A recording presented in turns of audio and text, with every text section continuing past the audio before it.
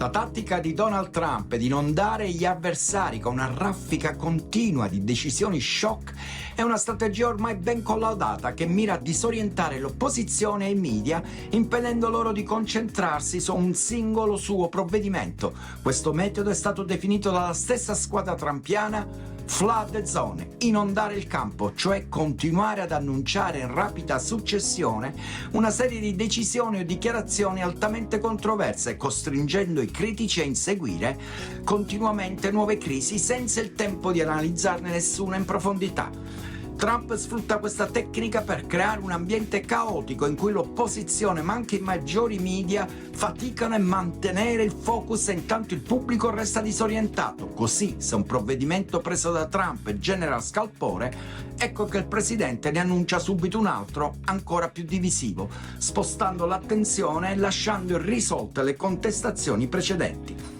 Questo approccio rende vana la mobilitazione contro una specifica iniziativa perché prima che si possa costruire un'opposizione coerente e convincente per l'opinione pubblica, ecco che questa viene distratta da una nuova controversia. Ma dopo giorni che l'opposizione appariva come un pugile messo all'angolo da un Trump scatenato, ecco che i democratici sembrano aver trovato l'obiettivo su cui focalizzare la loro attenzione. Elemento chiave della partenza a razzo di Trump è Elon Musk, nominato a capo del Department of Government Efficiency, DOGE, il quale ha avviato l'assalto da Terminator a diverse agenzie federali. Una delle mosse più controverse è stata la chiusura improvvisa dell'USAID, l'Agenzia per lo Sviluppo Internazionale degli Stati Uniti, con l'annuncio che quasi tutto il personale sarebbe stato posto in congedo amministrativo. I democratici hanno denunciato questo assalto definendolo incostituzionale, accusando Trump e Musk di tentare di smantellare parti cruciali del governo senza l'adeguata supervisione legislativa. I democratici ormai definiscono le azioni di Trump e Musk come un colpo di stato plutocratico, ma le loro obiezioni sono state finora bloccate dalla maggioranza repubblicana al Congresso, che continua a sostenere fermamente il presidente. Ad esempio, una mozione per convocare Musk a testimoniare davanti al Congresso è stata respinta dai repubblicani. La base repubblicana che ha riportato Trump alla Casa Bianca del resto percepisce queste mosse del presidente come risposta alle promesse elettorali e necessarie per ridurre la burocrazia e riformare il governo.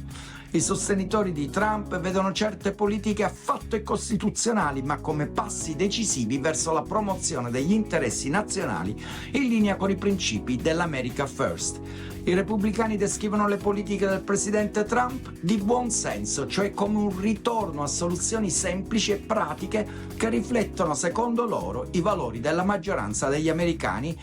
come l'affrontare la sicurezza delle frontiere, l'integrità elettorale, i diritti dei genitori nell'educazione dei figli, l'esclusione delle atlete trans dalle gare femminili. Ma i democratici insistono che Musk sia un cittadino privato non eletto con un'autorità esagerata all'interno del governo federale, senza un'adeguata supervisione. Questo include l'accesso ai sistemi di pagamento del Tesoro e alle infrastrutture email dell'Office of Personal Management, con serie ripercussioni sulla privacy di tutti gli americani.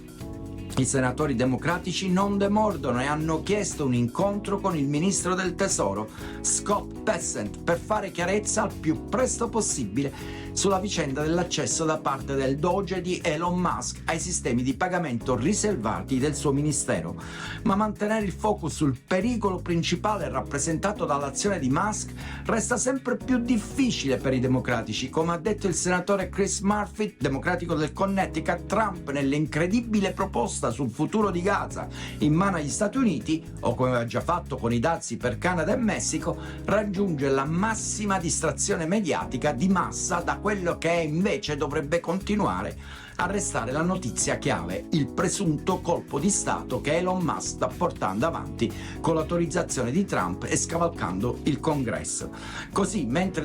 i democratici sostengono che le azioni di Musk come capo del Doge rappresentino una violazione dei principi costituzionali, in particolare per quanto riguarda la separazione dei poteri, Trump, con l'uso scatenato degli ordini esecutivi per attuare politiche come la repressione dell'immigrazione clandestina e l'eliminazione dei programmi federali sulla diversità consolida l'appoggio delle masse media americane che volevano il ritorno del cosiddetto common sense. Eppure i democratici, nelle ultime ore, avrebbero avuto qualche successo nel tenere l'attenzione dell'opinione pubblica sul miliardario, nonostante la flood zone mediatica di Trump. Un recente sondaggio mostra una significativa diminuzione del numero di repubblicani che desiderano che Musk abbia un'influenza sostanziale sugli affari governativi.